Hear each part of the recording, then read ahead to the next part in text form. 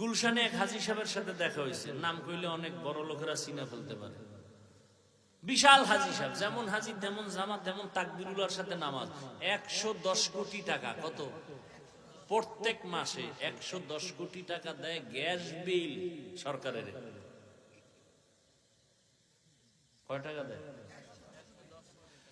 95 কোটি টাকা দেয় কর্মচারীদের বেতন প্রত্যেক মাসে। এমন কোন মাদ্রাসা মসজিদ নাই তার অনুদান নাই, 1 টাকাও হারাম ইচ্ছা করে খায় না। সরকারের বিল দিতেছে গ্যাস বিল 110 কোটি, কর্মচারীদের বেতন 95 কোটি।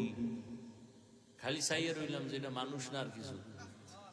হাজী সাহেব পরে কয়, হুজুর আমি আপনার তো বয়ান হই, আমার লোক প্রথম দেখা গুলশান, আমার ফ্যামিলি আপনারে মহব্বত করে, বয়ান শুনে।